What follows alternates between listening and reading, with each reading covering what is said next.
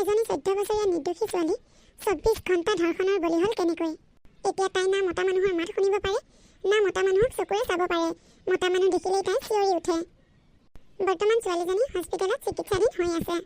ছোৱালীজনীক চিকিৎসা কৰি থকা হস্পিটেলৰ গোটেই ষ্টাফটো কেৱল মহিলা। ছোৱালীজনী যিটো ৰুমত চিকিৎসা কৰি আছে সেই ৰুমটোত কোনো পুৰুষ সোমাব নোৱাৰে। আহকচোন এতিয়া আমি কাহিনীটোৰ মাজলৈ যাওঁ। সেই কণমানি ছোৱালীজনী ইমান ডাঙৰ বিপদৰ সন্মুখীন কেনেকৈ হ'ল চাওঁ। পংখী আহিম বুলি কৈও নাহিল দেখোন। এতিয়া মই ঘৰত মা দেউতাক নোকোৱাকৈ আহিলোঁ। ভাবিছিলোঁ পংখীক লৈ গৈ মা দেউতাক ছাৰপ্ৰাইজ দিম। এতিয়া ঘৰলৈ এনেকৈ গ'লে মা দেউতাই দেখোন গালিহে পাৰিব। এতিয়া নিশাও বহুত হৈছে। মা দেউতাই চাগে মোক বিচাৰি ফুৰিছে। এতিয়া ঘৰলৈ গ'লে মা দেউতাই মোক গালি পাৰিব আৰু মাৰিবও। ভয়হে লাগিছে দেখোন কিবা। মুন্মীয়ে এনেকৈ কথাবোৰ ভাবি চিন্তি থাকোঁতে পিছফালৰ পৰা এজন অটো চালকে আহি তাইক মাত লগালে। এইজনী দেখোন বৰ মৰম লগা ছোৱালী। ভণ্টি, ইমান ৰাতিখন তুমি অকলে অকলে ইয়াত কি কৰি আছা? কিবা বিপদত পৰিছা নেকি? কিবা তোমাৰ অসুবিধা হৈছে যদি কোৱা, মই তোমাক সহায় কৰিম। মানুহজনক লগ পাইছোঁ, ভালেই হৈছে। ময়ো বিপদত পৰিছোঁ। ৰাতিও বেছি হৈ আহিছে, ভয়ো লাগিছে। মানুহজনক কথাখিনি খুলি কওঁ নেকি? ভণ্টি, তুমি কি চিন্তা কৰি আছা? একো ভয় কৰিব নালাগে। তোমাৰ কি অসুবিধা হৈছে মোক খুলি ক'ব পাৰা। দাদা, মোৰ বান্ধৱী এজনী অহা কথা আছিল। তাইক মই নিবলৈ আহিছিলোঁ। তাই 9 বজাত পামহি বুলি কোৱাৰ কাৰণে মই ভাবিলোঁ তাইক লৈ গৈ মা দেউতাক ছাৰপ্ৰাইজ দিম। সেইকাৰণে মা দেউতাই গম নোপোৱাকৈ মই মনে মনে আহিছিলোঁ। এতিয়া তাইও নাহিলে। মা দেউতাই চাগে মোক লৈ বৰ চিন্তা কৰি আছে। মোৰ এতিয়া অকলে ঘৰলৈ উভতি যাবও ভয় লাগিছে। আপুনি মোক ঘৰতে থৈ আহিবগৈ নেকি? হ'ব দিয়া, তুমি 10 মিনিটমান ৰখা, মই পানী বটল এটা কিনি আনো। তেনেকৈ অটোৱালাজন 10 মিনিটমানৰ কাৰণে বাহিৰলৈ গ'ল। ভণ্টি, তুমি যাৰ কাৰণে অপেক্ষা কৰি আছা সেই ছোৱালীজনী ষ্টেচনৰ বাহিৰত তোমাৰ কাৰণে ৰৈ আছে। হয় নেকি? এতিয়াহে মনটো ভাল লাগিছে। তাই তোমাকেই বিচাৰি ফুৰিছে। মই পানী বটল কিনিবলৈ যাওঁতে তাইক পালোঁ। আহা, মোৰ লগতে আহা। পানী খোৱা নেকি? দিয়কচোন, অকণমান পানীকে খাওঁ, বৰ ভোক লাগিছে। তাই মানুহজনৰ পৰা পানী বটলটো লৈ পানী অলপ খাই দিলে। মূৰটো বৰকৈ ঘূৰাইছে দেখোন। পানীখিনি খাই ছোৱালীজনী ঢলি পৰোঁতে ল'ৰাজনে থাপ মাৰি ধৰিলে আৰু সি ছোৱালীজনীক দাঙি নি অটোখনত বহাই ল'লেগৈ। পিয়াহৰ পানী টুপিয়ে যে ছোৱালীজনী কাল হৈ পৰিল। সেই লম্পট অটোৱালাজনৰ পৰা পানীখিনি খাই ছোৱালীজনী মূৰ ঘূৰাই পৰাত অটোৱালাজনে ছোৱালীজনীক এখন গভীৰ জংঘললৈ লৈ আহিল। এনেকৈ অচেতন হৈ থকা ছোৱালীজনীক সেই লম্পট অটোৱালাজনে প্ৰায় 2 ঘণ্টা ধৰি বলৎকাৰ কৰিলে।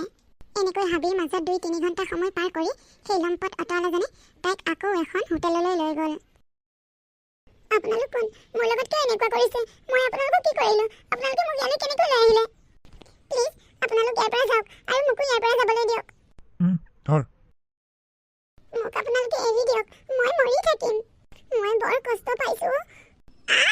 মই বৰ কষ্ট পাইছোঁ। মোক আপোনালোকে এৰি দিয়ক। তেনেকৈ গোটেই ৰাতিটো ছোৱালীজনী চিঞৰিয়ে থাকিল। কিন্তু সেই নৰপিশাচকেইটাৰ মনটো এবাৰো নগলিল যে ছোৱালীজনীক এৰি দিওঁ। তেনেকৈ গোটেই ৰাতিটো সিহঁতকেইটাই তাইক বলৎকাৰ কৰি থাকিল।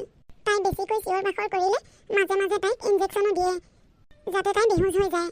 গোটেই ৰাতিটো ধৰ্ষণৰ বলি হোৱাৰ পিছতো সিহঁতে পিছদিনাখন গোটেই দিনটো ছোৱালীজনীক একেই অত্যাচাৰেই কৰি থাকিল। ছোৱালীজনী ভোকে পিয়াহে বিষে জয়ে জঠৰ হৈ পৰিছে। মাজে মাজে তাই কিবা এটা খাবলৈ সিহঁতক খোজে, কিন্তু সিহঁতে গুৰুত্বই নিদিয়ে। মাজে সময়ে আকৌ নিজৰ তাই সেই কাপোৰ নোহোৱা খালী গাটো দেখি নিজকে নিজে বৰ লাজ পায়। মোক আপোনালোকে কিয় এনেকুৱা কৰি আছে? মোক কাপোৰ এযোৰ দিয়ক পিন্ধিবলৈ আৰু মোক বাহিৰলৈ যাবলৈ দিয়ক। মোৰ বৰ পিয়াহ লাগিছে। মোক পানী এগিলাচ খাবলৈ দিয়কচোন। শুনিছেনে আপোনালোকে মই কি কৈছোঁ? মোক পানী এগিলাচ খাবলৈ দিয়কচোন, নহ'লে মই পিয়াহত মৰি যাম এতিয়া। তাই ইমান ৰিকুৱেষ্ট কৰাৰ পিছতো তাই কৰুণ বিনয়ী শুনিবলৈ তাত কোনো নাই। কেৱল আছে সেই নৰপিশাচকেইটা। নৰপিশাচকেইটাই ছোৱালীজনীক পানী এগিলাচো নিদিলে। মই আপোনালোকৰ ভৰি ধৰিছোঁ। মোক যদি আপোনালোকে একো এটা খাবলৈ নিদিয়ে, মোক আপোনালোকে এৰি দিয়ক। মই আপোনালোকৰ ভৰি ধৰিছোঁ। আপোনালোকে মোক আৰু অত্যাচাৰ নকৰিব। মই আৰু সহ্য কৰিব নোৱাৰা হৈছোঁ। এনেকৈয়ে ছোৱালীজনী ইজনৰ ভৰিত ধৰিছে, সিজনৰ ভৰিত ধৰিছে সহায় বিচাৰি। ভণ্টি, মই তোমাক বচাম। অলপ পিছত সিহঁতকেইটাই খাবলৈ যাব। সিহঁতে খাবলৈ যাওঁতে মই তোমাৰ কাপোৰ এযোৰ লৈ আহিম আৰু তোমাক মই ট্ৰেইন ষ্টেচনত থৈ আহিমগৈ। তাৰপিছত তুমি ক'লৈ কেনেকৈ যোৱা যাবাগৈ। হ'ব, আপুনি মোক এইকণ সহায় কৰক। সেই ল'ৰাজনে বন্ধুকেইটাই গম নোপোৱাকৈ ছোৱালীজনীক মনে মনে ট্ৰেইন ষ্টেচনত থৈ আহিলগৈ। ছোৱালীজনীক তেনেকৈ ষ্টেচনত এৰি থৈ ল'ৰাকেইজন হোটেলৰ পৰা পলায়ন কৰিলে। ইফালে ভোক পিয়াহ বিষ কোবেৰে জৰ্জৰিত হৈ থকা ছোৱালীজনী ৰেলৱে ষ্টেচনত কাম কৰি থকা 2জন চাফাই কৰ্মচাৰীৰ চকুত পৰিল। ছোৱালীজনী মুমূৰ্ষু অৱস্থাত দেখিও 2 চাফাই কৰ্মী মনটো অকণো বেয়া নালাগিল।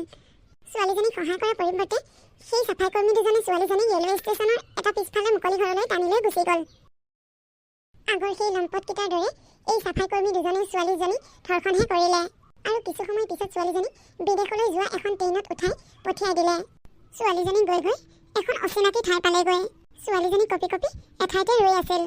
তাই ৰৈ থকা বাটটোৱেদি বহুত মানুহ অহা যোৱা কৰি আছিল, কিন্তু ছোৱালীজনী সেই অসহায় অৱস্থাটো কাৰোৱেই চকুত নপৰিল। তাইনো হাত ভৰি নকঁপিব কিয়? দুদিন ধৰি তাই না কিবা ভাত পানী খাবলৈ পাইছে, না পানী এটুপি খাবলৈ পাইছে। কেৱল য'তেই গৈছে ত'তেই খালি ধৰ্ষণৰ বলি হৈছে। কিন্তু তাই যেতিয়া ট্ৰেইন ষ্টেচনত কঁপি কঁপি এটা ঠাইতে ৰৈ আছিল, তেতিয়া এজন আৰক্ষীয়ে মনতে প্ৰশ্ন কৰিলে যে এই ছোৱালীজনী নিশ্চয় কিবা বিপদত পৰিছে, আৰু আৰক্ষীজন আগুৱাই আহিল। ভণ্টি, তোমাৰ কি অসুবিধা হৈছে? মই তোমাক কিবা সহায় কৰিব লাগে নেকি? কোৱা। কিবা যদি সহায় কৰিব লাগে মই তোমাক সহায় কৰিব পাৰিম। কিন্তু তাই যেতিয়া আৰক্ষীজনক লগ পাইছিল, তেতিয়ালৈ তাই পুৰুষৰ প্ৰতি প্ৰচণ্ড ঘৃণাৰে মনটো ভৰি পৰিছিল। আৰক্ষী হ'লেও তেওঁ এজন পুৰুষেই। নাই নাই, মোৰ একো অসুবিধা হোৱা নাই, আপুনি যাব পাৰে। এই মানুহজনে মোক সহায় কৰিব অহা চলেৰে আকৌ আগৰ দৰেই একেই কামেই কৰিবগৈ যেন পাইছোঁ। নাই নাই, মই পুলিচ হ'লেও এই মানুহজনক সঁচা কথা ক'ব নোৱাৰোঁ। কি চাই আছে আপুনি? যাওক ইয়াৰ পৰা। মোৰ ইয়াতে এতিয়া ডিউটি আছে। মই যাওঁগৈ ইয়াৰ পৰা। তাই বাৰু মোক ক'লে তাই একো বিপদ হোৱা নাই, কিন্তু তাই কান্দি পৰিছে কিয়? আৰু এচুকত বহি কান্দি আছে গৈ যে। নিশ্চয় তাই কিবা বিপদত পৰিছে। তাই মোক চাগে কিবা ভয়তেই কোৱা নাই। কিন্তু মুন্মীয়ে ভবাৰ দৰে এই পুলিচজন বেয়া মানুহ নহয়। আচলতে পুলিচজন ভাল মানুহ। তেওঁ CWC অৰ্থাৎ চাইল্ড ৱেলফেয়াৰ কমিটিৰ লগত কথা পাতিলে, আৰু কিছু সময় পিছতে CWCৰ এজন মহিলা বিষয়া সেই স্থানত গৈ উপস্থিত হ'লগৈ। মেডাম, আপুনি আহিলে? হয়, ছোৱালীজনী ক'ত আছে? সেই চুকটোত যে বহি আছে হালধীয়া চোলা পিন্ধা ছোৱালীজনী দেখিছেনে? সেইজনীয়ে ছোৱালীজনী। ঠিক আছে, মই তাইৰ লগত কথা পাতি আছোঁ। সেই মহিলাগৰাকীয়ে প্ৰথমে তেওঁক এখন সৰু হোটেললৈ লৈ গ'ল, আৰু প্ৰথমে তাইক কিবা এটা খাবলৈ দিলে। ছোৱালীজনীয়ে ভয়ে ভয়কৈ মানুহজনী ক'বলৈ ল'লে। ভণ্টি, আচলতে তোমাৰ লগত হৈছেনো কি? তুমি কিয় এনেকৈ মন মাৰি আছা? আৰু ভালদৰে কথা কোৱা নাই যে, কিয় কান্দি আছানো ইমানকৈ? তোমাৰ গাত দেখোন এইবোৰ সৰু সৰু নখৰ আঁচোৰ যেন পাইছোঁ। কি হৈছেনো তোমাৰ লগত? নাই, মোৰ লগত একো হোৱা নাই। তুমি ভয় কৰিব নালাগে, মই আছোঁ তোমাৰ লগত। তুমি মোক তোমাৰ মা বুলি ভাবিব পাৰা। তোমাৰ মা দেউতা আছেনে নাই? এনেকৈ কথাবোৰ মৰমেৰে সোধোতে সোধোতে ছোৱালীজনীয়ে সেই বিষয়াগৰাকীৰ আগত সকলোবোৰ কথা ক'লে। মাক দেউতাকে গম নোপোৱাকৈ ঘৰৰ পৰা ওলাই আহি বান্ধৱীক লগ কৰিব অহাৰ পৰা জংঘলত নি সেই অটৰালাজনে কৰা ব্যৱহাৰৰ কথা, আৰু হোটেল ৰুমত কি ঘটনা ঘটিছিল, আৰু হোটেলৰ পৰা ওলাই অহাৰ পিছত ট্ৰেইন ষ্টেচনত কি হৈছিল, এই সকলোবোৰ কথা বিৱৰি ক'লে। ছোৱালীজনীৰ লগত আজি 3 দিনে ধৰি যিবোৰ ঘটনা ঘটি আছিল, এই কথাবোৰ শুনি বিষয়াগৰাকীৰ চকু পানী ৰখাব নোৱাৰিলে। আৰু সেই বিষয়াগৰাকীক খবৰ দি মাতি অনা পুলিচজনেও মনে মনে তাইৰ কথাবোৰ শুনি তেওঁ কান্দি কান্দি অস্থিৰ হৈ পৰিল। এতিয়া তোমাৰ আৰু চিন্তা নাই, মোৰ লগত আছা নহয়, কোনেও একো কৰিব নোৱাৰে। মই তোমাক অতি সোনকালে তোমাৰ মা দেউতাৰ ওচৰত থৈ আহিমগৈ। আণ্টি, মোৰ মা দেউতাই চাগে মোক বিচাৰি ফুৰিছে। হ'ব, মই তোমাৰ মা দেউতাৰ ওচৰলৈ তোমাক অতি সোনকালেই লৈ যাম। আৰু তোমাৰ লগত আজি 3 দিনে যিবোৰ ঘটনা ঘটি গ'ল, এই সকলোবোৰৰ তদন্ত মই কৰিম। সেই নৰপিশাচকেইটাই শাস্তি পাব লাগিব। আনফালে ঘৰত ছোৱালীজনী নোহোৱা হোৱাৰ কাৰণে মাক দেউতাকে আজি 3 দিনে কান্দি কান্দি একেবাৰে অৱস্থা নোহোৱা হৈ গৈছে। হেৰি, আমাৰ ছোৱালীজনী বাৰু ক'লৈ গ'ল? মই বাৰু তাইক আৰু দেখা নেপাম নেকি? তুমি তেনেকুৱা অমংগলীয়া কথাবোৰ নকবা ৰ'বাচোন।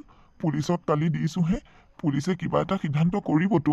ছোৱালীজনী নোহোৱা আজি 3 দিনেই হ'ল। তাই নোহোৱাকৈ মই কেনেকৈ আছোঁ মইহে জানিছোঁ। তাই অকল তোমাৰেই ছোৱালী নহয়, তাই মোৰো ছোৱালী। মোৰ একমাত্ৰ ছোৱালীজনী নোহোৱা হৈ গৈছে।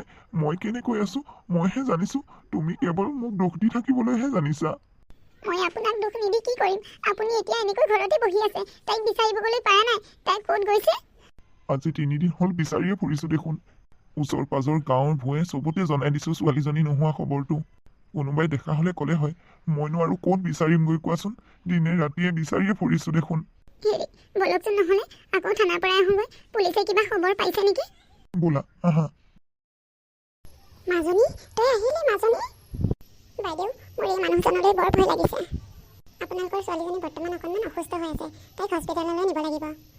এই বুলি মাক দেউতাকক সকলোবোৰ কথা বুজাই দি ছোৱালীজনীক হস্পিটেলত ভৰ্তি কৰালে, আৰু সেই মানুহগৰাকীয়ে নৰপিশাচকেইটাক শাস্তি দিয়ালে।